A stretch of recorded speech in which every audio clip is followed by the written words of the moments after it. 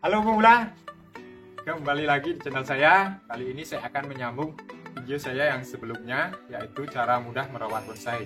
Kali ini adalah cara mudah merawat bonsai dalam jangka waktu panjang. Apa saja yang perlu kita lakukan sebagai pemula? Simak terus.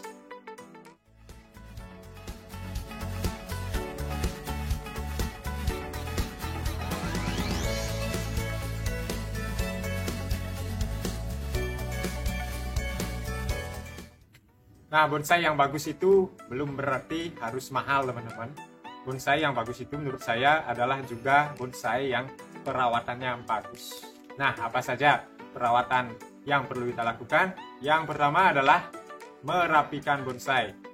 Tujuan merapikan bonsai agar tanaman bonsai kita ataupun bentuk dari bonsai kita bisa kembali seperti bentuk semula. Bagaimana caranya? Cukup dengan mencukur ranting-ranting yang sudah panjang-panjang seiring pertumbuhan bonsai, maka ranting-ranting otomatis akan panjang, maka kita perlu mencukurnya. Kemudian jika ada tunas-tunas yang tumbuh di bagian batang ataupun ranting-ranting yang tidak kita inginkan, kita sikat juga. Oke, itu yang pertama. Yang kedua adalah rewiring atau mengawat kembali, mengganti kawat-kawat yang sudah kita perlu ganti. Tujuannya apa? Sama seperti yang semula, agar bonsai kita bentuknya seperti semula. Kenapa demikian? Karena pada saat kita mewiring pertama, kita gunakan kawat yang sesuai dengan ranting bonsai tersebut. Seiring pertumbuhan dari bonsai kita, maka otomatis ranting juga akan membesar, teman-teman.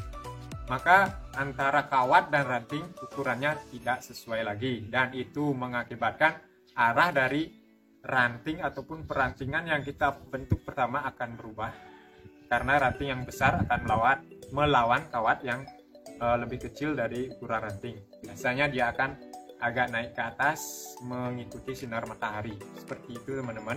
Maka itulah tujuannya, agar bentuk dari ranting tetap seperti semula. Ini konteksnya pada ranting yang belum terlalu besar, kawan-kawan ya.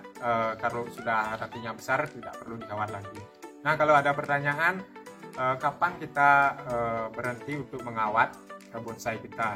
Seperti yang saya bilang tadi, pada saat ranting bonsai teman-teman tidak melawan kawat lagi. Artinya dia sudah pasti besar dan kuat untuk menahan arahnya seperti semula.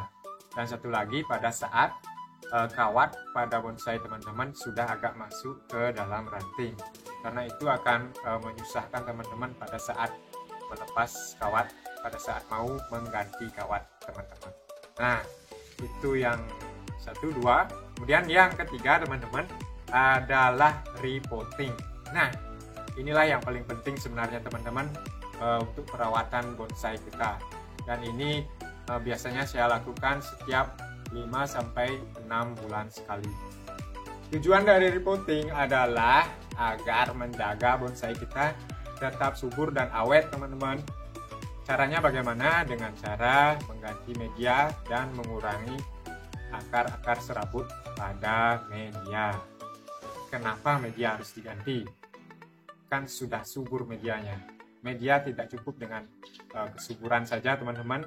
Dia juga perlu air yang maksimal, pengairan yang bagus, agar media ataupun tanah pada bonsai kita tetap baik untuk digunakan dalam pertumbuhan bonsai. Jadi pengairan harus bagus. Dan lagi satu adalah media juga perlu O2, bukan oleh-oleh. O2 maksud saya oksigen ataupun udara, teman-teman. Jadi ada 3 hal yang perlu kita perhatikan pada media, yaitu pupuk sebagai nutrisi dan air dan oksigen.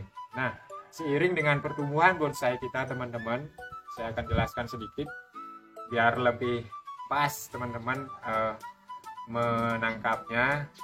Seiring dengan pertumbuhan bonsai kita, maka akar-akar juga pada dalam pot juga akan semakin banyak, teman-teman. Maka otomatis itu akan menutupi pori-pori ataupun rongga-rongga udara yang seharusnya udara bisa masuk dari rongga-rongga tersebut.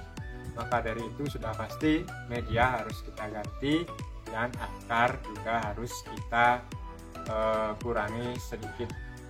Sudah, itu aja yang perlu kita lakukan untuk perawatan jangka panjang agar bonsai kita tetap subur dan tidak mati atau urip atau di end. Sekian, terima kasih, salam bahagia.